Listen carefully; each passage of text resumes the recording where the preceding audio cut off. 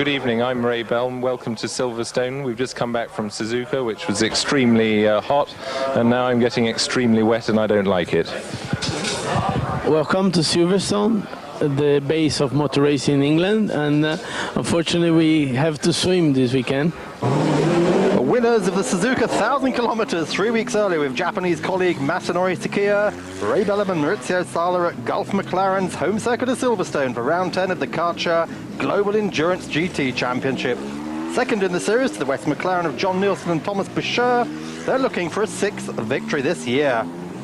It's the first time the British Grand Prix circuit has hosted international sports car racing since 1992, when Derek Warwick and Yannick Dalmas won one of the Group C races for Peugeot. Since then, the circuit's changed dramatically, now just over 5 kilometers, with driver safety a priority. Not as quick as it used to be, technical in some places, but still dauntingly fast in others.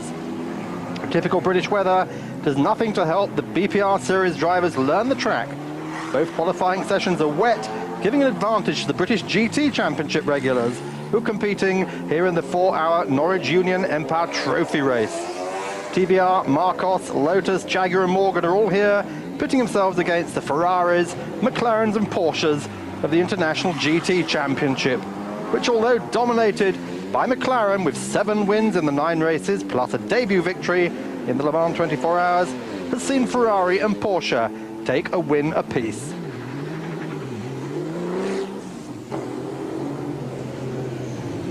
The third overall in the series, behind the Gulf and West cars, despite their less powerful Stadler Porsche 911 GT2 car, are Swiss pairing Enzo Calderari and Lilian Breiner. Lilian takes us around Silverstone in qualifying in far from ideal conditions. Hello, I'm Lilian Breiner. I will make a round with you on the Silverstone circuit with my Porsche of Stadler Motorsport. Thank you.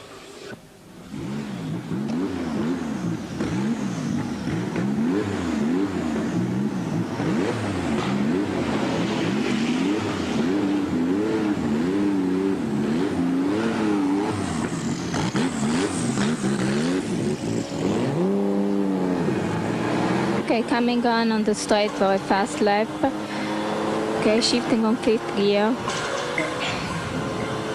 Okay, flat out 6th gear. Closing to Cobb's corner. Braking car, 3rd gear. The curve is closing very at the exit, so it's very slippery with the water. Again, flat out 5th gear.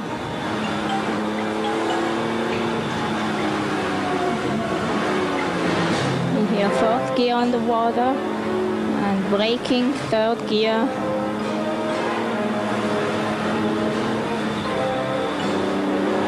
Okay, we're at Chapel Curve.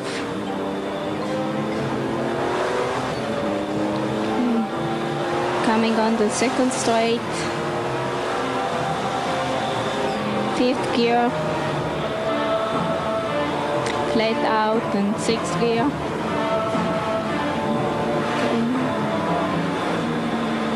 Here braking at about 150 meters, 3rd gear, very tight corner.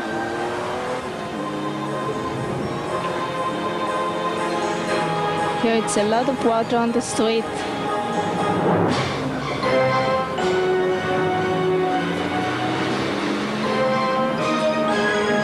Braking 3rd gear at the club corner. Here it's a long right turn. 4th and 5th gear, going to Abbey Curve.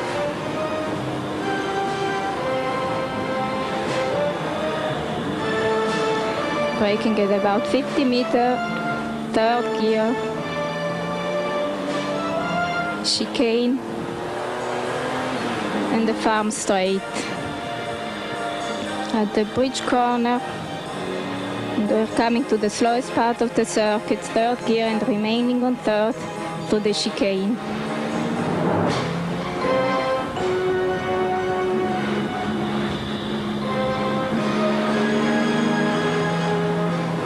It's very difficult to see with all the water from the other cars. Now the pit exit.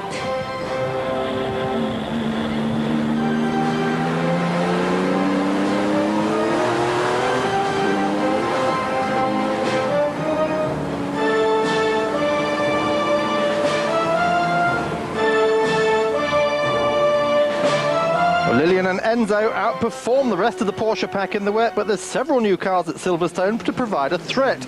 Among them, Dutchman Cor Oizer's debuting Marcos 600 LM.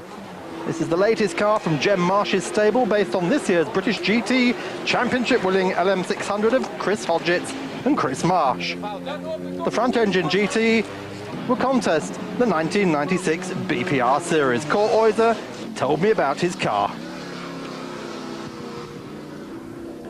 Hallo, mijn naam is Cor Oizer. Dit is ons nieuwe project. Well, the Dutchman tells us this is our new project for BPR next year in GT racing. It's the Marcos Le Mans 600, built in England. It's a small factory and they make up to 50 cars a year. Well, the car, he said, was ready only yesterday. It was delivered here by the factory, so we had all kinds of teething problems. Gear shifting's not good, the steering's not set up. But aside from that, it's going well. It's a Dutch team with a Dutch crew, and in fact we put the car together at Marcos. We're from Herpen, the team is Team Marcos International, and these are our sponsors, Linear Direct, Van Link Group and Ultrafilter. They're small sponsors, but they help us financially. Well, despite its teething problems, the Marcos runs 10th overall of the 32 qualifiers. Among them, British Championship runner-up G-Force Porsche for John Greasley and John Morrison, and the factory Morgan V8 GTR for Peter Morgan's son Charles and Bill Wickham. And also making its international debut is the factory TVR Cerberus, to which driver Mark Hales introduces us. Hello, I'm Mark Hales, and this is a TVR Cerberus. You won't see one on the roads because they haven't actually sold any yet, although they expect to sell something like 1,000 a year. Difference in this to all TVRs that have gone before is that it's got TVR's own engine. It's a 4.5-litre V8. It produces just over 400 horsepower with the restrictors that we have to run for today's BPR championship race. If you have a look at the engine here, you can see it's very, very small, very light and compact. It weighs something like 160 kilos, and it's been running extremely well. It powers the TVR Tuscans, which is TVR's own race series for, it's a one model, one make series, TVR Tuscans. I won that last year and the year before. And it was time to graduate to something else. But this really is the big league with Ferrari and McLaren, so we're really up against it today. We're in the third class, along with Marcos and the Little Lotus, and I think one of the Callaway Corvettes. Also different about this car is it's got the engine in the front, unlike the McLaren. So if we come along here, have a look in the office. The steering wheel, as you can see, is removable. We'll put it back before we go anywhere. And that's a 6-speed sequential box. Push it forward to change down, pull it back to change up. And the other thing about a front-engine car, which doesn't get mentioned too often, well, it has done whenever I've talked about it, the exhaust runs through the passenger compartment, and it also runs up behind the dash. So it was something like 40 degrees all through the summer. Now it's got a bit cooler. It's actually quite pleasant, but added to the fact that there's no power steering, and you've got the exhaust running through a box in the passenger's side of the car, it makes it very, very hot indeed. Okay, this here is the rear wing, which helps push the tail down on the ground, stops the rear tyres sliding about. And these little things here are known as diffusers. It sucks the air out like a Formula One car, gets it out from underneath and helps it push the tail down onto the ground. Okay, that's a trip round the car. This afternoon we've got to qualify. We're joined by my co-drivers, John Kent, who's the TVR Tuscan champion-elect, although maybe I shouldn't say that because that might be the Murray Walker kiss of no success, and of course by Nick Whale, who has been responsible for putting the whole team together. So, here's to a good race.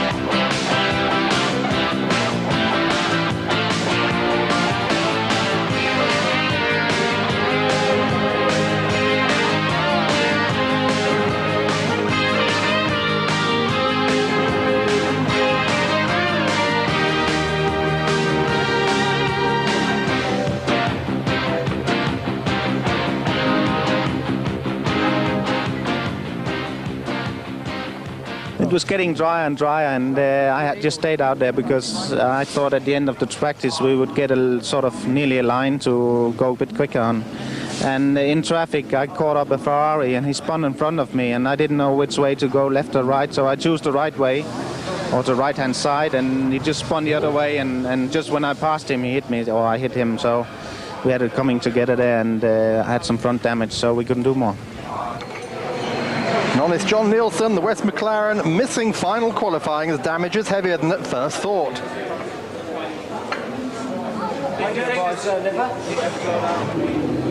As Nielsen and Bichir wait in vain.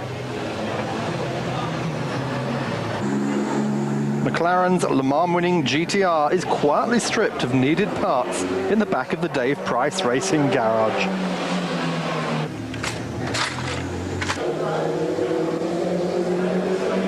There's damage too to both factory Ferrari Club Italia F40s. They collided during the only dry moments of final qualifying, and Anders Olafsson misses the chance to take his 7th pole of the year.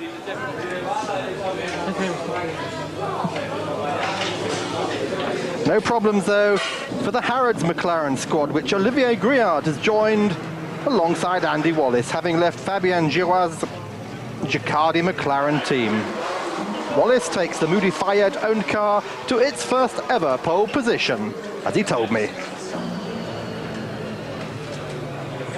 It's nice to see so many McLarens, Ferraris, etc. out there. It's a really good field, and this morning it was so wet, anybody could have crashed into anybody else. There were a lot of puddles. If you hit a puddle and you get wheel spin, you go off. It's tricky, but it's also fun, and I think tomorrow the weather's going to be changeable, so it should make an exciting race. And change it does with a dry start for the Silverstone 4 Hours. Join Andy Wallace in Eurosport on the grid after the break. Will you rejoin me, Mark Cole, on the grid at Silverstone? A wet morning warm-up has given way to drier conditions for the race start here on the grid for the 10th Kircher Global Endurance GT Championship round, but more rain is forecast.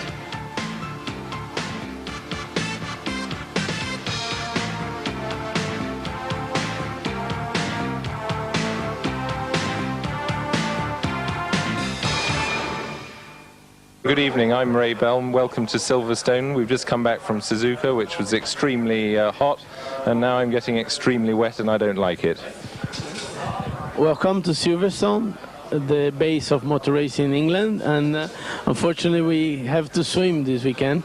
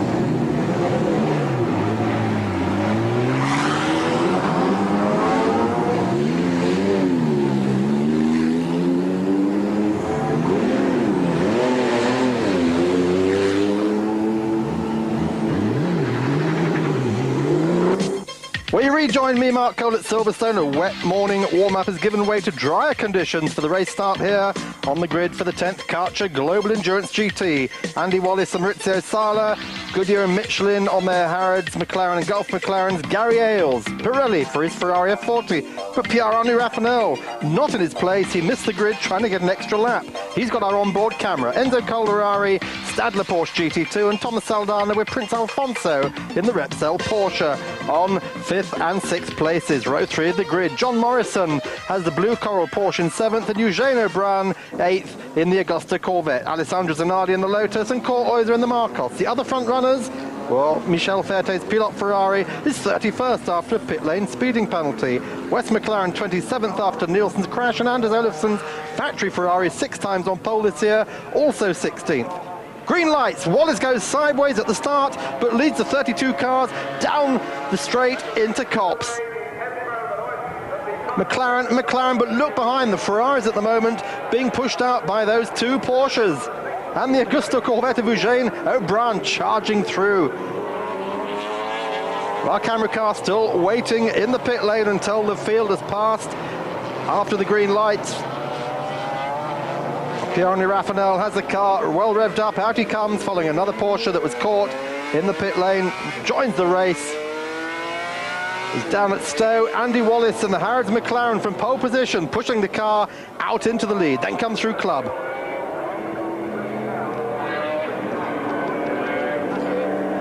This is the car he shared at Le Mans with Derek and Justin Bell. It's the car that's been great performer this year. It's had some very fine showings. It's had a third at Donington, at the moment leading here at Silverstone. And behind them, all manner of smaller GT cars up front ahead of the other fast-running Ferraris and McLarens, but this man leading at the moment from Maurizio Sala. Still in third place, Eugene O'Brien. Going around these twisty parts of Silverstone. Behind Eugene O'Brien, it's Coroiser in the Marcos, then Enzo Calderari, Nick Adams in the Jaguar sideways, Alessandro Zanardi in the Lotus, and then Thomas Saldana in the Repsol Porsche. On board again with Raf. And look at John Nielsen, already up into 9th position, having started 27th. And this is still the first lap. Olafsson in 11th, chasing John Greasley there. Olafsson makes short work of the British Championship Porsche.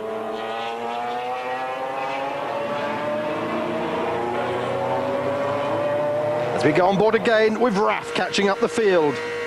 Now watch the two Porsches ahead of him.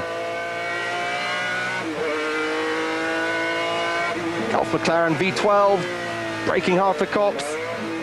White Porsche on the inside. Oh, he goes wide, hits the Porsche. He's trying to pass, he's sideways, and look up ahead, another Porsche spinning backwards off the circuit. But Wallace still leading from Suzuka winner Maurizio Sala there in the Gulf McLaren. Eugene O'Brien still third. Calderari though taking fourth, slipping down the inside of Oiser. The GT2 class Porsche. Passing Oiser's brand new, debuting Marcos. Very good looking car this. Then Alessandro Zanardi in the Lotus. Esprit 300 LM on board again with Raffanel. Carving his way through the Porsche back markers. Now well up into the midfield position. 17th at the moment. Going through the chicane at Club Corner. Most of these cars starting on wet tyres, 1 or 2 on intermediates. Coroiser being monstered now by John Nielsen in the West McLaren. Look at the way he's carving past the Lotus. Nielsen takes 5th place from Oiser on the inside at Copse. Then sets about chasing Eugene O'Brien in the Augusta Corvette. The car that's run here from Silverstone by team manager Keith Green.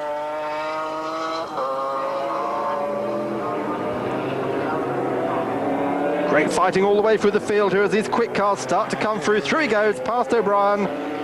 John Nielsen really pushing now in the Dave Price run car from the same stable as the Harrods car. Raffanel now chasing that little British Morgan V8. Really is no contest. Watch this. Bridge corner. Oh, he just blitzes past the Morgan.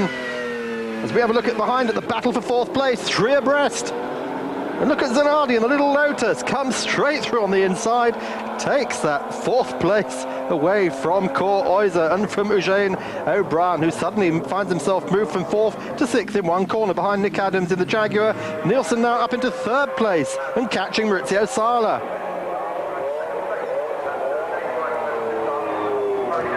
Race leader Andy Wallace still out front from pole position. What a fine drive in these slightly drying conditions now. Are people starting to worry about these wet tyres overheating? John Nielsen takes 2nd place from Maurizio Sala, but Sala's keeping in the wet bits to save his tyres, heading for the pits. In the number 1 Gulf McLaren, the car that won at Suzuka 3 weeks earlier. Raffanel catches up the Ferrari of Britain's Gary Ailes. Everyone now struggling on these wet tyres as the track dries.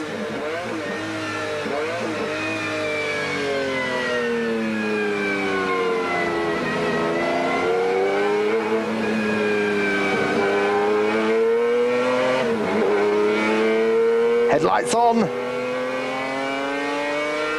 Takes the Ferrari on the short run, does he or not? No, the Ferrari just gets that turbo power, 700 horsepower of it, 3.5 litre V8 against the V12 BMW, normally aspirated McLaren. They both go past the backmarker Porsche, head down Farm Straight, under the bridge into Bridge Corner, coming up to the point where Hill and Schumacher collided. Oh, into the pits comes third place Sala in the Gulf McLaren. He's going to put slicks on. Michelin men at the ready to check the tyre wear rate. Do they need to call others in yet? Because the black clouds are starting to roll in again. Sala stays in the car. It's quickly refueled by Michael Caine's GTC team. Has to wait for a car to pass. Out he goes. So leader Nielsen. Oh, he goes off at club corner. John Nielsen spins, catches a damp bit. Spins backwards into the gravel. This means that Anders Olofsson now leads the race. Armo Capelli's Corvette comes in for slick tyres. Keith Green stops the car as Nielsen's pulled backwards out of the gravel and manages to get the car restarted back into the race. But now the rain comes. We're on board with Raffanel. All those who change to slick scurry back to the pits for wets, upsetting carefully planned race strategies. This is so typically Silverstone. Olofsson into the pits for wets. Still the leader until this moment. He now loses the lead to Enzo Calderari's GT2 class Porsche. On board with Raffanel into sixth place, but into the pits. We see him arriving from inside and outside the car. Race leader Enzo Calderari, he comes in now. Okay, take the slicks off, he so carefully put on just 5 minutes ago. And Wallace and Griard retake the lead out on the track. Well, conditions really getting bad now. Raffanel rejoins. On board in front of race leader Andy Wallace. The conditions now absolutely terrible. 80 kilometers an hour, the maximum these McLarens can drive at. Doesn't stop Wallace though. He's got his sights lined up on Pierre-Henri Raffanel indeed. Down the hanger straight into Stowe, takes the Gulf car, keeping the lead. But conditions really getting worse and worse now, as you can see from inside the Gulf McLaren. Absolutely terrible. On the start straight, Christian Heinkel in his Ferrari 355 loses it on the straight. The Ferrari aquaplane slams into the barriers. A lot of back-end damage. And this is going to bring out the safety car. Well, Calderari in second place there. Anders Olofsson in third. And just look how Calderari's little Porsche with the narrow wheels and less power can just go through ahead of those quicker cars. That car of Olofsson really aquaplaning. Safety car out. As we go back on board with Raffanel as he joins the back of the safety car train. And this is how slow you have to drive when you're behind that safety car. First gear in the McLaren. Oh, there's the crashed Ferrari as the field goes by. We're at the restart. Andy Wallace still in the lead, but look, he's got Calderari climbing all over him in the GT2 class Porsche. Oh, and Calderari takes the lead from Andy Wallace. Those narrow tyres and less power, something less of an embarrassment. Calderari, though, soon out of driver time. He does 2 hours and 10 minutes, which is the maximum. Lillian frantically trying to get him to come in. Pit stop for the second place at the moment, McLaren. Andy Wallace handing over to Olivier Griard, deciding to do a 2-hour shift each as the rain gradually eases off. Race leader Calderari finally comes in, hands over the car to Lilian Brenner, but he's 6 minutes over time and the car is going to be penalised.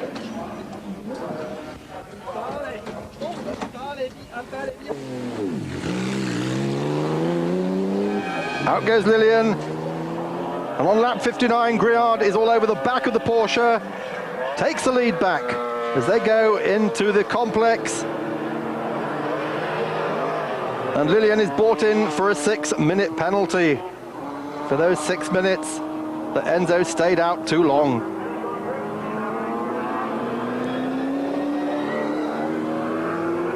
So Olivier Griard, having changed teams, doing a wonderful job with Andy Wallace. here in a treacherously slippery and wet Silverstone. Tucking in behind there, the Ray Bellum, Maurizio Sala, McLaren, which had a wrong tyre choice. Well, this man now in second place. Olivier Thévenin sharing with Michel Ferté in the Pilote Ferrari, which won at Andersdorf. The sun's beginning to come out. Lillian takes a penalty and rejoins in 11th place, having led the race. Olivier Thévenin in the F40 heading for second place, being chased by the 8th place Lindsay Owen-Jones in our Gulf camera car. They were caught by a jam wheel and a wrong tyre choice, and like the sister car of Bellum and Sala, which is even further down the field in 10th. The race leader, Olivier Griard, is the next in trouble. He gets a 10-second penalty for speeding in the pit lane. It's a 60-kilometre limit, but he's far enough ahead of Thévenin not to lose the lead of the race. So it's a fascinating race at Silverstone, now unwinding in its final minutes. And having taken the GT2 lead is Lotus, Alessandro Zanardi and Alex Portman running in 3rd place overall. We saw this car perform so well at Donington. Let's hope that Lotus are going to run 2 next year in the BPR series. They're putting on a great show in the GT2 series. Oiser comes in for his last stop in the new Marcos. He's running in 22nd. Well, Bellum and Sala there in the Suzuka winning McLaren, 10th after that wrong tyre choice, while Nielsen retrieves 5th place. West McLaren is going to win the European Championship. 6th and 2nd in GT2 is the Lanzanti Porsche of Paul Bedell, Soames Langton and Vido Rosler. 2nd also, as we said, in GT2, the Harrods McLaren of Andy Wallace and Olivier Griard, heading for its first win from its first pole position, giving owner Moody Fayed and the Dave Price Racing Team an exceptional weekend here at Silverstone, in front of a big crowd, 15,000 spectators. Goodyear wins with Harrods McLaren.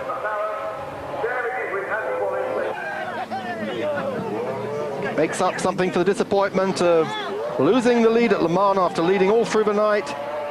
And Andy Wallace absolutely delighted, as his team boss there, Moody Fayed, congratulated by his parents. As Andy told me. I just can't tell you how happy I am. It's fantastic. It really is good. And out of the car, when you're watching Olivier driving, it's horrible because you're standing there, you don't know what's happening. He did a fantastic job. Brought the car home first, and yeah, just too happy. Olivier Griard, bon boulot. Oui, oui. Non, l'équipe a surtout the team made a great strategy for the race. Olivier told me the team chose the right tyres at the right time, and Andy did incredible work in getting the pole position and then leading the first 2 hours super quick. The win was really down to him. Well, it's 2 happy drivers, obviously delighted with each other. As on the podium, they're congratulated by second place Pilote drivers Ferté and Thévenin, and the 2 Ferrari men who finish in 3rd place, Anders Olofsson and Luciano Dellanocci in the Ferrari Club Italia F40. The champagne goes. Andy Wallace having a bit of a problem getting his open though. Not used to winning in the UK, although he's had some good wins this year in the American IMSA World Sports Car Series.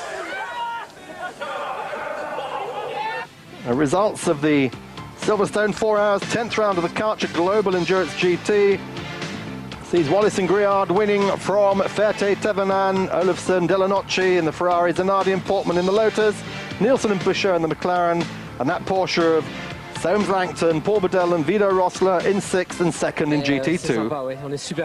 Ferté, finishing 2nd, said it was fantastic for us because we had some bad luck in qualifying. We got a pit lane penalty for speeding, lost our times. We started 32nd, finished 2nd. You can imagine the fantastic work Olivier and I did to finish 2nd. It was a good strategy. I'm very happy for my friends from Harrods. We could have been first, he said, that's life. Race was super, we're happy. The Little Lotus was hunted down by Olofsson on the line, losing 3rd overall to the 700 horsepower Ferrari, but still won the GT2 by a lap. It's a great result for the team, which has been working so hard, especially, you know, to just be here because the team doesn't have any money. In those respects, Lotus Cars is putting at the moment a great effort to find sponsor for them, and Michelin has given us some very good tires, and we did a great race. I mean, we could get in the main podium with a bit better strategy because at a certain stage we were just 6 seconds quicker than everybody in the wet, and if you consider that we got about 400 horsepower less than the GT1 cars, that's quite amazing. Next GT race, Nogaro, France, will be there.